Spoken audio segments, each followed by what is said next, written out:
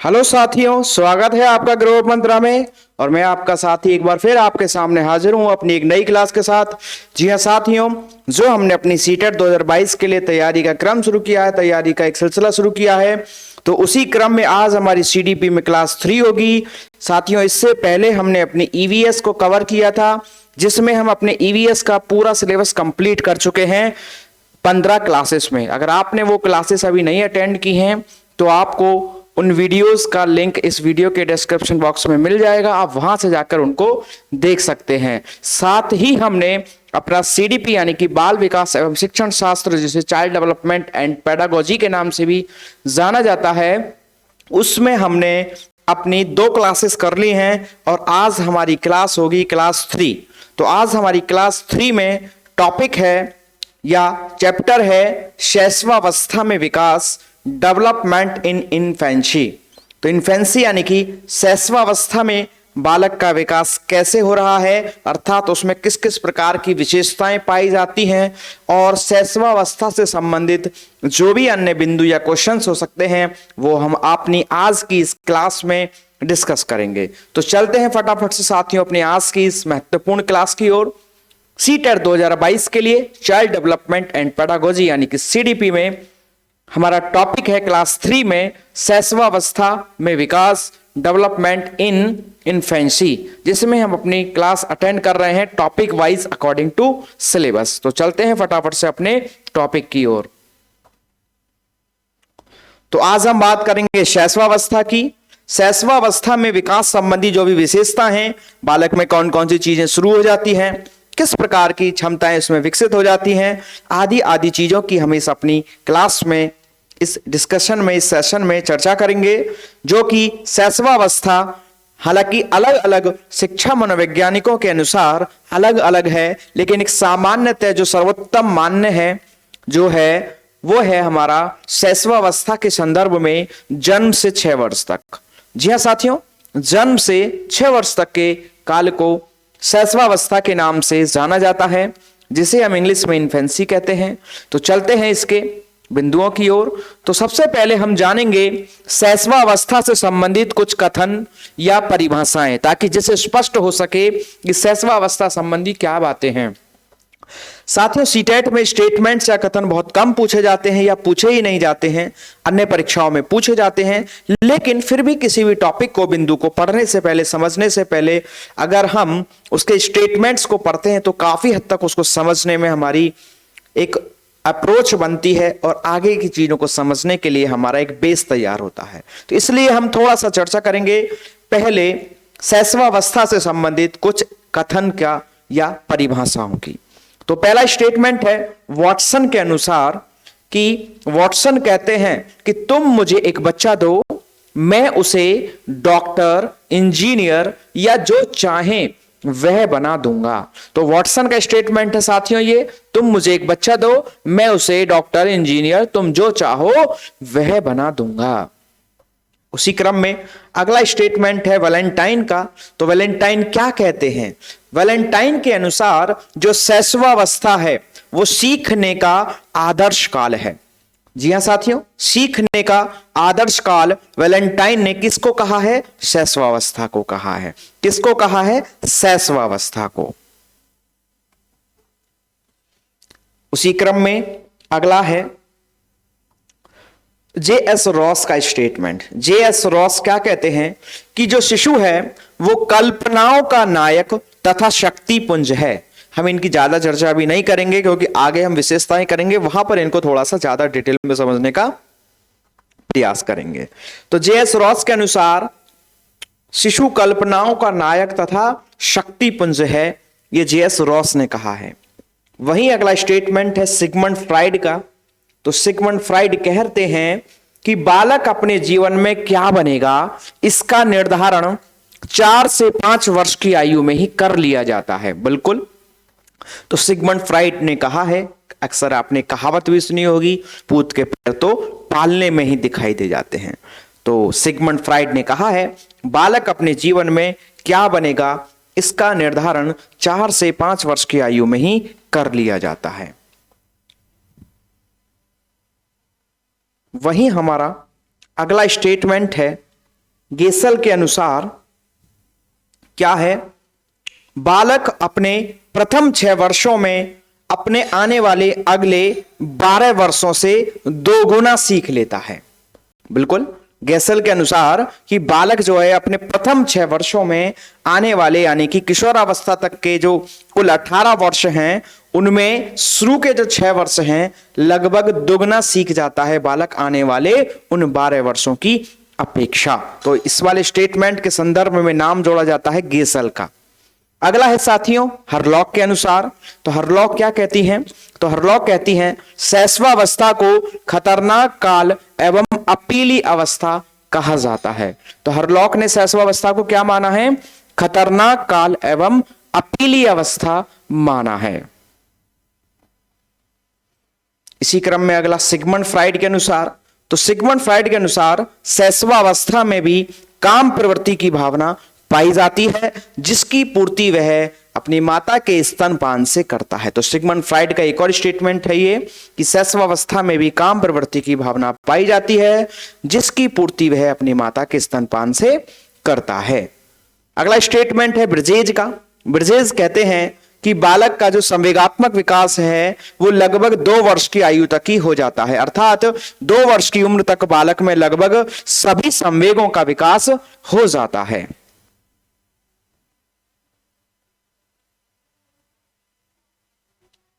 अगला स्टेटमेंट है रूसो के अनुसार। रूसो के अनुसार बालक के हाथ, पैर और नेत्र उसके प्रारंभिक शिक्षक हैं। इन्हीं के द्वारा वे 5 वर्ष में ही पहचान कर सकता है, सोच सकता है और याद कर सकता है। तो रूसो के अनुसार बालक के हाथ, पैर और नेत्र जो हैं वो उसके प्रारंभिक शिक्षक हैं। तो अगर पूछ लिया जाए कि किसने बालक के हाथ, पैर और नेत्र को उसका प्रारंभिक शिक्षक कहा है, तो इसका उत्तर होगा रूसो। जी हां साथियों, रूसो ने ही हाथ, पैर और नेत्रों को बालक का प्राथमिक शिक्षक कहा है। तो ये कुछ साथियों स्टेटमेंट की चर्चा रही। अब जान लेते हैं हमारी शैशवावस्था के कुछ अन्य नाम, अर्थात हम अपनी शैशवावस्था को कुछ अन्य और नामों से भी जानते हैं। उनकी विशेषताओं के आधार पर कुछ और नाम भी दिए गए हैं। तो पहला नाम है साथियों सीखने का आदर्श काल। बिल्कुल साथियों, शैशवावस्था को सीखने का आदर्श काल कहा गया है। क्यों कहा गया है? क्योंकि सबसे ज्यादा बालक इसमें सीखता है। अभी बताया भी था कि आने वाले अगले जो 12 वर्ष हैं उससे दुगना इन 6 वर्षों में ही सीख लेता है। इसे सीखने का स्वर्ण काल भी कहा गया है।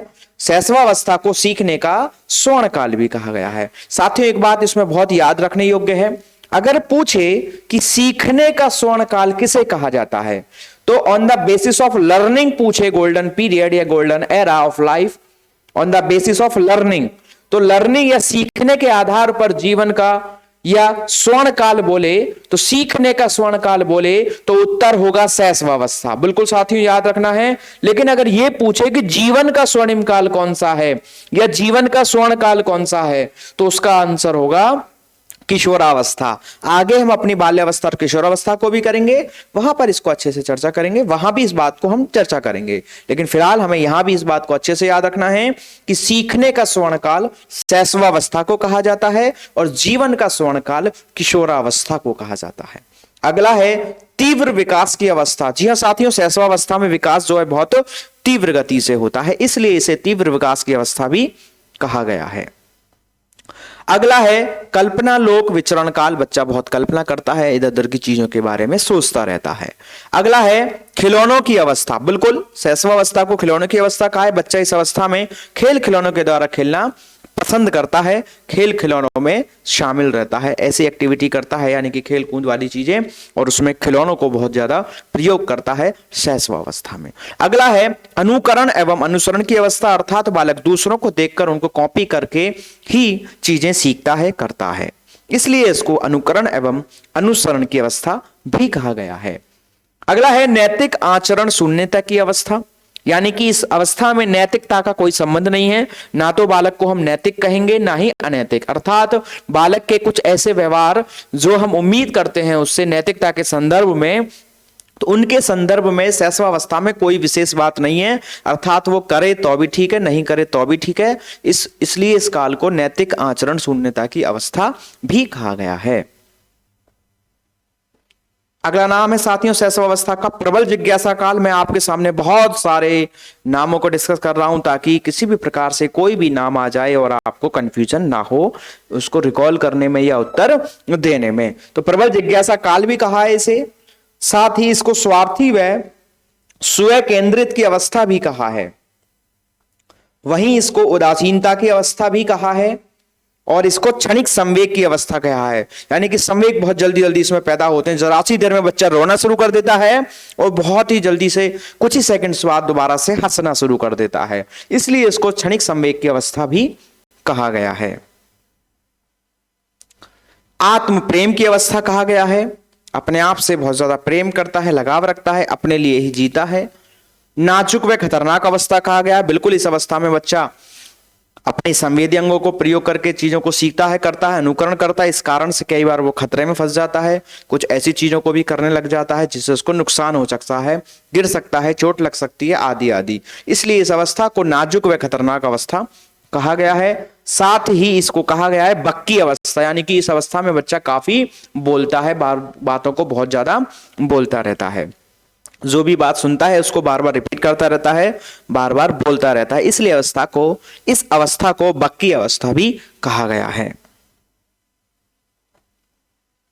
इसी क्रम में साथियों अब हमारा आज की क्लास का टॉपिक का महत्वपूर्ण और सबसे आवश्यक बिंदु आता है कि शैशवावस्था की सारी विशेषताओं की चर्चा की जाए, अर्थात ये विशेषता ही हमारा ये स्पष्ट करेंगी कि शैशवावस्था में बालक का विकास किस प्रकार से हो रहा है। तो उसी क्रम में अगर हम पहली विशेषता जाने शैशवावस्था की, तो शैशवावस्था में बालक ना तो सामाजिक होता है ना ही असामाजिक होता है, अर्थात उसका समाज के जो हमारी क्रियाएं हैं, जो समाज के रूढ़ियां हैं, नियम है, परंपराएं हैं, उनको मानने अपनाने से संबंधित किसी भी प्रकार की कोई चर्चा नहीं की गई है। अर्थात यहां पर जो भी है हमारी शैशवावस्था में सामाजिकता से संबंधित चीजें हैं उनकी कोई चर्चा नहीं की गई है, अर्थात बालक का सामाजिकता से इस अवस्था में कोई लेना देना नहीं होता है। इसलिए ही शैशवावस्था को हम कह सकते हैं सामाजिक शून्यता की अवस्था, सामाजिक व्यवहार शून्यता की अवस्था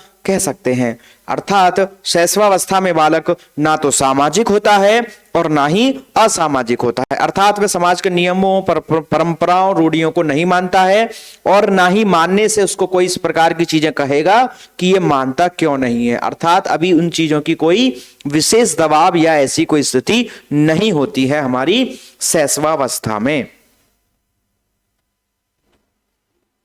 उसी क्रम में अगला सामाजिकता के बाद बात करें तो नैतिक विकास की, तो वही बात बिल्कुल सेम जो सामाजिक विकास के संदर्भ में है वही बात है नैतिक विकास के संदर्भ में, कि बालक ना तो नैतिक होता है ना ही अनैतिक होता है। ना बालक से कुछ ऐसे व्यवहार जो होते हैं जो हम नैतिकता के संदर्भ में रखते हैं उनकी उम्मीद करते हैं, मतलब हमें बच्चा वो करे तो ठीक है, नहीं करे तो भी ठीक है, ना उसके आधार पर ना तो हम ये कहते हैं कि बहुत नैतिक बच्चा है, ना ही हम यो कहते हैं कि एक अनैतिक या खराब बच्चा है।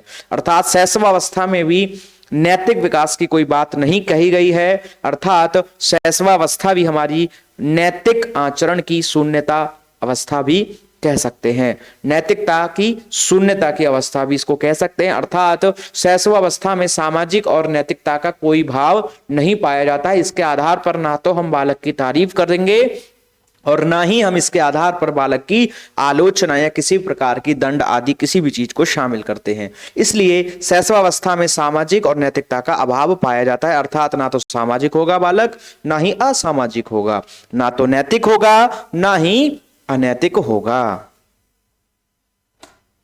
इसी क्रम में अगली विशेषता, तो बालक के अगर हम शारीरिक व मानसिक विकास की बात करें तो शैशवावस्था में सबसे तेज गति से होता है। जी हां साथियों, याद रखने योग्य बात है, शारीरिक व मानसिक विकास सबसे तेज गति से होता है शैशवावस्था में। लेकिन वहीं अगर इसी क्वेश्चन को इस प्रकार पूछ लिया जाए कि शारीरिक व मानसिक विकास सर्वाधिक होता है, सबसे अधिक होता है, तो उत्तर आएगा सबसे अधिक या सर्वाधिक का किशोरावस्था। लेकिन पूछे तेज गति से, अगर पूछे सबसे तेज गति से, तो फिर उत्तर आएगा हमारा शैशवावस्था। तो याद रखना है बालक का शारीरिक व मानसिक विकास सबसे तेज गति से होता है। किसमें? शैशवावस्था में। शारीरिक आप समझते ही हैं, मानसिक यानी कि जो भी हमारे सोचने समझने की क्षमताएं, आदि चीजें, याद करना, भूलना आदि चीजें जो चलती हैं हमारी, उनसे संबंधित क्रियाएं जो होती हैं उसी को हम कहते हैं मानसिक विकास। इसी क्रम में अगला जानेंगे, सीखने की क्षमता तेज होती है या अधिक होती है। जैसा कि हम पिछले पॉइंट में इसी बात को चर्चा कर चुके हैं कि बालक आसानी से चीजों को समझ लेता है, देख करके बड़े आसानी से याद कर लेता है। ऐसी क्षमताएं थोड़ी सी तेज पाई जाती हैं, अधिक पाई जाती हैं। अगली विशेषता है अनुकरण की क्षमता होती है, अर्थात बालक अनुकरण के माध्यम से सीखता है। अनुकरण का मतलब है कि दूसरों को देखकर अपने व्यवहार में उन्हीं व्यवहारों को शामिल करना जो वो लोग कर रहे हैं। अर्थात शैशवावस्था में बालक कैसे चीजों को करता है कि जो आसपास चीजों को लोगों को करते हुए देखता है उन्हीं को करने का प्रयास करता है। उसी को अनुकरण या इमिटेशन के नाम से कहा जाता है, जाना जाता है। तो अनुकरण की क्षमता हमारी शैशवावस्था में होती है।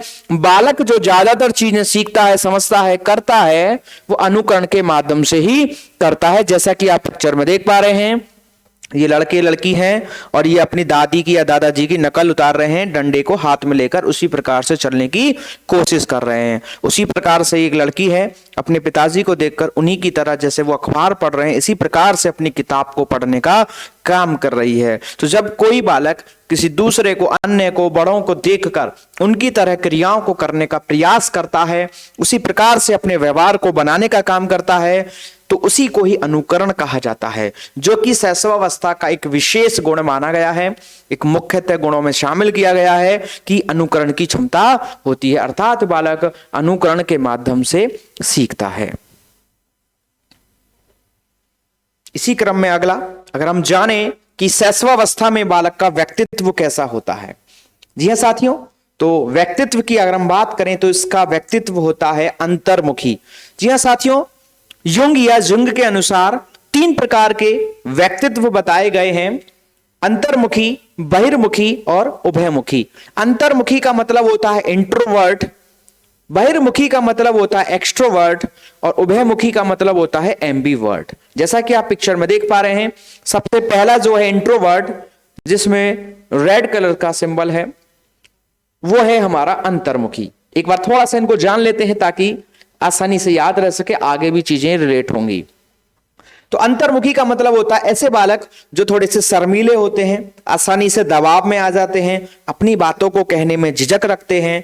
तो इस प्रकार के शर्मीले, दब्बू प्रकृति वाले, अपनी बातों को कहने में झिझक रखने वाले, एनर्जी लेवल डाउन रखने वाले जो लोग होते हैं उनको अंतर्मुखी कहा जाता है। तो कहीं ना कहीं ऐसी विशेषताएं होने को तो किसी भी अवस्था में, किसी भी व्यक्ति को किसी भी अवस्था में पाई जा सकती हैं, लेकिन शैशवावस्था में जो ज्यादातर बालक होता है वो अंतर्मुखी प्रकृति का होता है। घर में खूब बोलेगा, कुछ भी करेगा, लेकिन जैसे ही कहीं बाहर जाएगा बिल्कुल चुप पड़ जाएगा, बिल्कुल नहीं बोलेगा। मम्मी कहेंगे बेटा पोयम सुनाओ, तुम्हें तो याद है, लेकिन वो बिल्कुल भी नहीं सुनाने वाला है। क्यों? क्योंकि बालक तो अंतर्मुखी होता है, शर्मीला होता है, दब्बू प्रकृति का होता है, अपनी बात को कहने में शर्माता है, झिझकता है। हालांकि वर्तमान में थोड़ा सा परिवर्तन आया है कि अब थोड़े से बच्चे जल्दी ही बहिर्मुखी हो जाते हैं, लेकिन फिर भी हमारे सिद्धांत हैं, पुरानी चीजें चलती आ रही हैं। तो फिलहाल एग्जाम के पॉइंट ऑफ व्यू से हम इसको, इसी बात को याद रखेंगे कि शैशवावस्था में बालक अंतर्मुखी प्रकृति का होता है। कैसा होता है? अंतर्मुखी होता है या इंट्रोवर्ट होता है। वहीं एक्सट्रोवर्ट जो है वो इसका अपोजिट है, अर्थात ये ज्यादा बोलने वाले होंगे, अपनी बात को कहने में झिझक नहीं रखते, शर्माते नहीं है। इस प्रकार के बालकों को क्या कहा जाता है? बहिर्मुखी। और तीसरा है जो बीच में है, एम्बीवर्ट। ये ऐसे होते हैं कंडीशनल, कहीं पर खूब अच्छा ओपन रहेंगे, खूब आराम से अपनी बातें कह पाएंगे, और कुछ स्थानों पर अपनी बात को कहने में बहुत ज्यादा दबाव महसूस करते हैं, तो उसको एम्बीवर्ट कहा जाता है। लेकिन याद रखना है साथियों, शैशवावस्था में बालक का व्यक्तित्व कैसा होगा? अंतर्मुखी होगा। कैसा होगा? अंतर्मुखी होगा। अगला है शैशवावस्था में बालक चीजों को कैसे सीखता है? तो शैशवावस्था में बालक ज्ञानेंद्रियों के द्वारा ज्ञान का अर्जन करता है। अर्जन का मतलब होता है जब हम किसी चीज को खुद अपनी आंखों से देखते हैं, छूकर देखते हैं, सूंघकर देखते हैं, कानों से सुनते हैं, या खा करके टेस्ट करके जब चीजों को जानते हैं, तो इस प्रकार से जब हम अपने सेंसरी ऑर्गन्स को यूज करते हैं और फिर किसी चीज को जानते हैं, समझते हैं और उसे अपना व्यवहार बनाते हैं, तो उस प्रोसेस को अर्जन यानी कि एक्विजिशन कहा जाता है। तो एक्विजिशन यानी कि अर्जन क्या है? हमारा ज्ञानेंद्रियों के द्वारा जब हम किसी चीज को जानते हैं, समझते हैं। और साथियों, शैशवावस्था में जो बालक है उसके जो सीखने समझने की जो क्षमता है वो अर्जन के माध्यम से होती है। उसके सामने कोई भी चीज आ जाए वो उसको छू कर देखकर या उसको पकड़ के सीखने का प्रयास करता है। जैसे कि देखिए नटखट बच्चों को सांप को हाथ में लिया हुआ है और सांप से खेल रहे हैं, क्योंकि इनको पता नहीं है कितना जहरीला हो सकता है, लेकिन इनको तो कोई अजीब सी और कुछ नई सी चीज दिखी तो इन्होंने इसको पकड़ लिया। आपने अक्सर देखा होगा अगर कोई मोमबत्ती या कैंडल यानी कि दिया आदि कुछ भी जल रहा हो तो बच्चा उसकी तरफ, लौ की तरफ आकर्षित होता है, उसको छूने की कोशिश करता है। तो उसको एक बार आप, हमेशा आप उसको वैसे रोकते हैं, लेकिन अगर आप एक बार उसको छोड़ दें और जाने दें तो एक बार उसको छुएगा, उसे पता चल जाएगा। आप दोबारा उसको छोड़ भी देंगे तो वो उसके पास बिल्कुल नहीं जाएगा।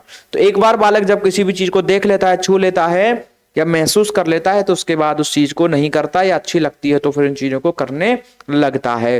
तो अर्थात शैशवावस्था में बालक जो ज्यादातर चीजें करता है वो ज्ञानेंद्रियों के द्वारा अर्जन करते हुए करता है। इसलिए आजकल हमारी जो छोटी क्लासेस होती हैं, प्रेप, नर्सरी, केजी, इनमें जो भी चीजें पढ़ाई जाती हैं उनके फिजिकल कंपोनेंट्स यानी कि मॉडल्स के फॉर्म में उनको दिखाई जाती हैं चीजें, ताकि वो उन चीजों को याद कर सकें। जैसे कि A for apple, B for boy, C for cat हमने पढ़ा था, लेकिन हमने सिर्फ पुराने समय में चित्रों के माध्यम से बस इनको देखा ही था। लेकिन आजकल वहीं उसके स्थान पर बालकों को इनके भौतिक रूप से, यानी कि एक छोटी छोटी शेप्स ऐसी, जैसे छोटी सी बॉल है, छोटा सा एप्पल है, नकली यानी कि आर्टिफिशियल बने हुए होते हैं, नकली, जिससे कि बच्चा उनको छूकर देखकर भी महसूस कर सके, अपनी ज्ञानेंद्रियों के द्वारा उनका अर्जन कर सके। क्योंकि शैशवावस्था में बालक जो है वो ज्ञानेंद्रियों के द्वारा चीजों को जब करता है तो वो अच्छे से सीखता है, समझता है, क्योंकि यहां पर जो उसकी सीखने समझने की क्षमता है वो अर्जन के माध्यम से अधिक होती है। साथियों, जितने भी बिंदु मैं आपको बता रहा हूं ये थ्योरी बेशक चल रही है, लेकिन आप यकीन मानिएगा जब आप पेडागोजिकल क्वेश्चंस करेंगे, पेडागोजी के क्वेश्चंस करेंगे, तो वहां उनके उत्तर देने में आपकी अप्रोच भी बिल्कुल तैयार हो रही है कि आपको किस क्वेश्चन का क्या उत्तर देना चाहिए। तो कहीं ना कहीं पेडागोजी की हमारी अप्रोच बिल्कुल इससे तैयार हो रही है। आप जब भी आप प्रैक्टिस सेट या कुछ लगाएंगे तो आप जब इन टॉपिक्स को सारों को अच्छे से पढ़ लेंगे थ्योरी वाली क्लासेस में, तो आप देखेंगे कि पेडागोजी के क्वेश्चंस को भी आप बहुत ज्यादा हद तक अच्छे से कम समय में हल कर पाएंगे। ऐसी क्षमताएं आप में विकसित हो जाएंगी इन्हीं थ्योरीज को इस प्रकार से समझते हुए। जानते हैं अगली विशेषता, इस अवस्था में स्वयं प्रेम या आत्म प्रेम की भावना पाई जाती है। क्या पाई जाती है? स्वयं प्रेम या आत्म प्रेम। स्वयं प्रेम या आत्म प्रेम क्या है?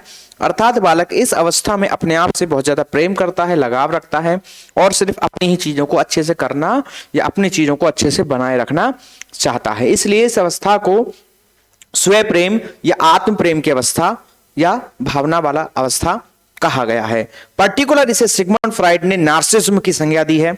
जैसा कि आप पिक्चर में देख रहे हैं, एक लड़का है, एक लड़की है, दोनों ही अपने आप को शीशे में देख देख कर निहार रहे हैं, बड़े खुश हो रहे हैं। तो कुछ लोग जो है अपने आप को ही देखकर बहुत खुश होते हैं, अपने आप से ही बहुत प्रेम करते हैं, लगाव रखते हैं। तो ऐसी स्थिति के को ही सिगमंड फ्राइड ने पर्टिकुलर नार्सिसिज्म की संज्ञा दी है। जैसे कि कुछ लोग कहते हैं ना, मैं अपने आप का फेवरेट हूं, या मेरा फेवरेट मैं खुद हूं, या मैं अपने आप की फेवरेट हूं। तो ऐसी जब बातें होती हैं इसका मतलब है कि हमारे अंदर क्या है? नार्सिसिज्म है, अकॉर्डिंग टू सिगमंड फ्राइड। या फिर इसको हम सरल शब्दों में, साधारण शब्दों में कह सकते हैं स्वयं प्रेम या हमारे अंदर आत्म प्रेम की भावना अधिक है। अर्थात जब हम अपने आप से ही प्रेम करते हैं, लगाव रखते हैं। जैसे गाना भी है, मैं इतनी सुंदर हूं, मैं क्या करूं, मैं क्या करूं। मतलब वो इसको इतना अधिक नार्सिसिज्म है कि वो अपने आप को कह रही है मैं कितनी सुंदर हूं। ठीक है ना? तो ये क्या है? एक प्रकार का नार्सिसिज्म ही है। तो शैशवावस्था में बालक जो है वो उसमें स्वयं प्रेम या आत्म प्रेम की भावना बहुत अधिक पाई जाती है। चलिए अगली विशेषता है बालक में जीववाद पाया जाता है। क्या पाया जाता है? बालक में जीववाद पाया जाता है, अर्थात अपने आसपास की निर्जीव वस्तुओं को भी बालक क्या मानता है? सजीव मानता है। जीववाद यानी कि लिविंग थ्योरी। लिविंग थ्योरी से मतलब क्या है कि बच्चा ऐसा मानता है कि जो हमारे आसपास के निर्जीव चीजें हैं, कौन सी अवस्था में? शैशवावस्था में। तो पर्टिकुलर शैशवावस्था में बालक यह सोचता है कि इन चीजों में भी जीवन है, जैसे कि गुड्डे गुड़ियाओं की वो क्या कराता है? शादी कराता है। गुड्डा बीमार हो जाता है, उनके कहने के अनुसार कि क्या है? गुड्डा मेरा बीमार हो गया है, गुड़िया मेरी बीमार हो गई है। वो गुड्डे गुड़ियाओं को नहलाते हैं, कंघी करते हैं, बिस्तर में सुलाते हैं। उनको ऐसा मानना होता है शैशवावस्था में कि इनमें भी हमारी तरह जीवन है, इनको भी ठंड लगती है, इनको भी भूख लगती है, या जो जो चीजें हम करते हैं वो भी यही करेंगे। इसलिए इस बात को, इस प्रकार के व्यवहार को ही जीववाद कहा गया है। पर्टिकुलर जीववाद की बात करें तो इस पर जीन पियाजे ने विशेष बल दिया है। तो जीन पियाजे के सिद्धांत में इस शब्द को काफी प्रयोग भी किया गया है। तो जीववाद का लक्षण हमारा शैशवावस्था का लक्षण है, जिसमें बालक यह समझता है कि जो भी उसके आसपास की चीजें हैं, जो निर्जीव वस्तु हैं, उनको भी वह यह समझता है कि इनमें भी जीवन है, ये भी हमारी तरह ही जीते हैं। कभी कभी आपने देखा होगा, अक्सर बच्चा नीचे गिर जाए, किसी चीज से चोट लग जाए तो उस चीज को मारता है। उसे लगता है कि मैंने इसको दंड दे दिया, इसकी वजह से मेरे चोट लगी तो मैंने भी इसकी पिटाई कर दी। तो यही क्या है? जीववाद है। अर्थात बालक जब ऐसा माने, अपने आसपास की चीजों के संदर्भ में ऐसा माने कि इनमें भी जीवन है, तो उसी को ही जीववाद के नाम से जाना जाता है। तो जीववाद साथियों किस अवस्था का लक्षण है? हमारा शैशवावस्था का एक लक्षण है। अगली विशेषता है सीखने में तीव्रता होती है। जी साथियों, मैंने पहले भी बताया कि बक्की अवस्था भी कहते हैं। बच्चा इस अवस्था में जो भी चीजें सुन लेता है, फिर उनको बार बार दोहराता रहता है, और फिर उसको आसानी से नहीं भूलता, और फिर उसको बार बार दोहराता ही रहता है। तो ये दोहराने की जो प्रवृत्ति है, ये एक शैशवावस्था का लक्षण है। सीखने में तीव्रता होती है और बालक दोहराने की प्रवृत्ति पाई जाती है। तो ये किस अवस्था का लक्षण है? शैशवावस्था का लक्षण है। अगली विशेषता है कि बालक शैशवावस्था में दूसरों पर निर्भर होता है। बिल्कुल साथियों, 0 से 6 वर्ष तक का जो बालक है, जन्म से 6 वर्ष तक का जो बालक है, वो अपने काम स्वयं नहीं कर सकता। तो भोजन खिलाने, नहलाने, धुलाने, लैट्रिन साफ कराने आदि विभिन्न जो भी दैनिक जीवन की क्रियाएं हैं, उन सभी के लिए वह अपने माता पिता या परिवार के अन्य लोगों के ऊपर निर्भर होता है। अर्थात वह स्वतः ही अपनी क्रियाएं नहीं कर सकता है। शैशवावस्था में दूसरों पर वह निर्भर होता है। तो याद रखेंगे साथियों, शैशवावस्था में बालक कैसा होता है? दूसरों पर निर्भर होता है। जैसा कि आप पिक्चर में देख रहे हैं, मम्मी उसके कपड़े पहना रही हैं और उसको ड्रेसिंग कर रही हैं, लेकिन वो फिर भी रो रहा है। अगली विशेषता है काम प्रवृत्ति की तीव्रता पाई जाती है। जी हां साथियों, सिगमंड फ्राइड ने इसके संदर्भ में कहा है कि शैशवावस्था में भी बालक में काम प्रवृत्ति की भावना पाई जाती है। काम प्रवृत्ति की भावना से मतलब है सेक्सुअल डिजायर्स। जी हां साथियों, सिगमंड फ्राइड ने इसके समर्थन कहा है, इस बात का समर्थन किया है कि शैशवावस्था में भी बालक में काम प्रवृत्ति की भावना पाई जाती है। उसका एक स्टेटमेंट भी था, मैंने आपको बताया भी था कि शैशवावस्था में भी काम प्रवृत्ति की भावना पाई जाती है, जिसकी वह पूर्ति अपनी माता के स्तनपान से करता है। तो बिल्कुल याद रखना है कि शैशवावस्था में भी काम प्रवृत्ति की भावना पाई जाती है। जी बिल्कुल पाई जाती है। तो शैशवावस्था में काम प्रवृत्ति की भावना पाई जाती है। अगली विशेषता है संवेगों का प्रदर्शन काफी अधिक रहता है। अन्य नाम में भी हमने जाना था संवेग क्षणिक अवस्था भी कहते हैं। अर्थात जो इमोशंस होते हैं, जैसे कि खुश होना, दुखी होना, भूख लगना, आश्चर्य होना, ये सभी चीजें हमारी क्या हैं? संवेग हैं। तो अगर हम बात करें शैशवावस्था की, तो इसमें जो संवेग हैं वो काफी हद तक प्रदर्शित किए जाते हैं। बच्चा बहुत प्रदर्शित करता है और बहुत ज्यादा शॉर्ट टाइम के लिए करता है। हालांकि संवेगों की प्रकृति साथियों क्षणिक मानी गई है कि जो संवेग होते हैं वो कुछ समय के लिए ही जिंदा होते हैं या पैदा होते हैं हमारे मन में, विचार में, शरीर में, लेकिन कुछ समय बाद वो क्या हो जाते हैं, डिसअपियर हो जाते हैं। तो ये बात तो ठीक है कि संवेग क्षणिक ही होते हैं, लेकिन शैशवावस्था में और भी ज्यादा क्षणिक होते हैं, अर्थात ये सेकंड टू सेकंड बदल जाते हैं।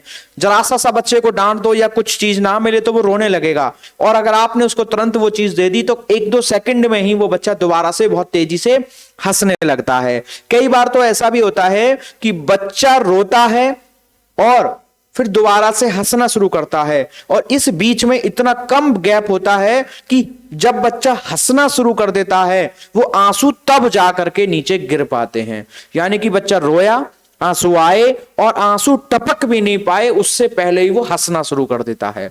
तो अर्थात शैशवावस्था में संवेगों का प्रदर्शन काफी अधिक रहता है।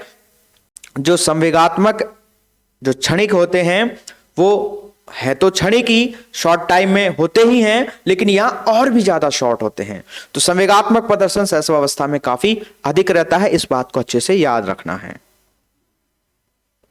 अगली विशेषता है जिज्ञासा प्रवृत्ति प्रारंभ हो जाती है। जी हां साथियों, जिज्ञासा प्रवृत्ति मतलब जानने की इच्छा। तो शैशवावस्था में बालक में जानने की इच्छा जाग जाती है, यानी कि इस प्रकार की एक्टिविटी वो करने लगता है, लेकिन उसका संबंध जो है वो सिर्फ और सिर्फ क्या से होता है। बस वो इतना जानना चाहता है कि ये क्या है।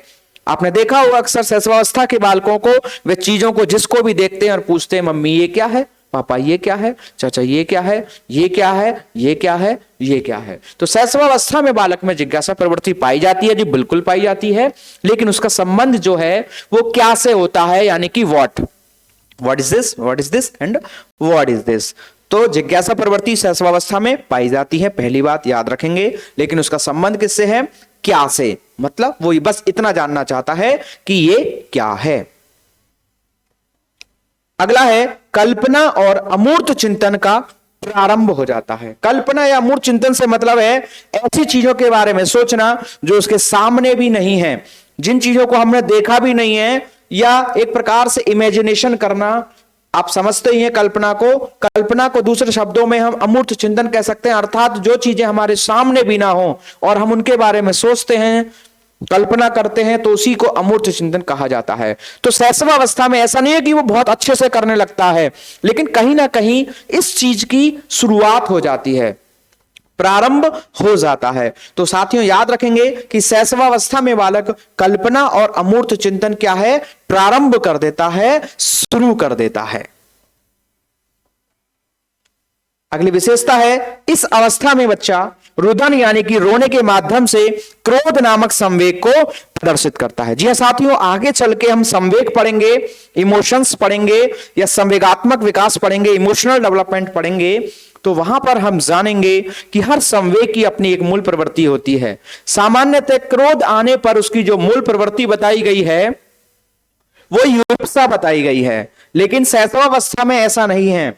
शैशवावस्था में बालक क्रोध आने पर, क्रोध संवेग के जागृत होने पर, क्रोध से प्रभावित होने पर वह युत्सा नहीं करता बल्कि रुदन करता है, रोता है। अर्थात शैशवावस्था में बालक क्रोध नामक संवेग को रुदन के माध्यम से प्रदर्शित करता है। तो क्रोध आने पर वह रोता है, जो कि एक सामान्यतः क्रोध संवेग का गुण नहीं है, लेकिन शैशवावस्था में ऐसा ही होता है। तो याद रखेंगे शैशवावस्था में क्रोध संवेग का प्रदर्शन वो कैसे करता है, रुदन के माध्यम से, ना कि युत्सा के माध्यम से। तो इस अवस्था में रुदन के माध्यम से क्रोध नामक संवेग को बालक प्रदर्शित करता है, अर्थात शैशवावस्था में रुदन के माध्यम से क्रोध नामक संवेग को प्रदर्शित करता है। अगला है इस अवस्था में संवेग और मूल प्रवृत्तियां काफी हद तक विकसित हो जाती हैं। जी हां साथियों, मैकडूगल के अनुसार हमारी 14 संवेग और 14 मूल प्रवृत्तियां हैं। तो अगर हम उनकी बात करें तो हमारे लगभग सभी प्रकार के जो विकास हैं, शारीरिक विकास, मानसिक विकास, क्रियात्मक विकास, भाषात्मक विकास, सामाजिक विकास, नैतिक विकास, ये लगभग किशोरावस्था के अंत तक पूर्ण होते हैं। लेकिन एक अकेला ऐसा हमारा संवेगात्मक विकास है जो कि शैशवावस्था में ही पूर्ण हो जाता है, लगभग पूर्ण हो जाता है। ऐसा माना जाता है कि जो हमारा संवेगात्मक विकास है, अर्थात हमारे संवेग और मूल प्रवृत्तियां लगभग 3 से 4 वर्ष की आयु में ही पूर्ण हो जाते हैं, विकसित हो जाते हैं। और इसके अकॉर्डिंग इसमें अगर हम बात करें पर्टिकुलर ब्रिजेज, तो ब्रिजेज के अकॉर्डिंग तो उन्होंने सिर्फ 2 वर्ष ही कहा है कि जो हमारा संवेगात्मक विकास है वो लगभग 2 वर्ष की आयु तक ही हो जाता है। लेकिन फिर भी सामान्यतः साथियों जो हमारा संवेगात्मक विकास है, जो हमारे संवेग हैं, जो हमारी मूल प्रवृत्तियां हैं, इनका विकास शैशवावस्था के लगभग अंत तक हो जाता है। इसी क्रम में साथियों हमारी शैशवावस्था के विकास से संबंधित बिंदुओं की अंतिम विशेषता कि इस अवस्था को हम सबसे ग्रहणशील अवस्था कहते हैं, क्योंकि हमने पहले भी कहा कि इन प्रारंभिक 6 वर्षों में बालक अपने आने वाले 12 वर्षों से 2 गुना अधिक इन मात्र 6 वर्षों में ही सीख लेता है। इसलिए इस अवस्था को सबसे ग्रहणशील अवस्था कहा जाता है। तो साथियों आज हमने जाना अपने शैशवावस्था के विकास से संबंधित जो भी चीजें हैं उन पर चर्चा की। एक प्रकार से हम यह भी कह सकते हैं कि हमने शैशवावस्था की विशेषताओं और विकास संबंधी जो भी चीजें हैं उनको जाना। उम्मीद है साथियों कि आपको अच्छे से समझ में आया होगा। तो साथियों अगर आपको अच्छे से समझ में आया तो प्लीज वीडियो को लाइक करें एंड शेयर करें, और अगर यदि आप चैनल पर नए हैं तो प्लीज चैनल को सब्सक्राइब करें। इसी के साथ मैं आपका साथी आपसे विदा लेता हूं। मिलता हूं आपसे अपनी अगले क्लास में एक नए टॉपिक के साथ आपसे मिलते हैं। जब तक के लिए आप इसी प्रकार बने रहें, पढ़ते रहें, सीखते रहें। Okay bye, thank you, thanks for watching. Don't forget to like and share the video, please subscribe the channel.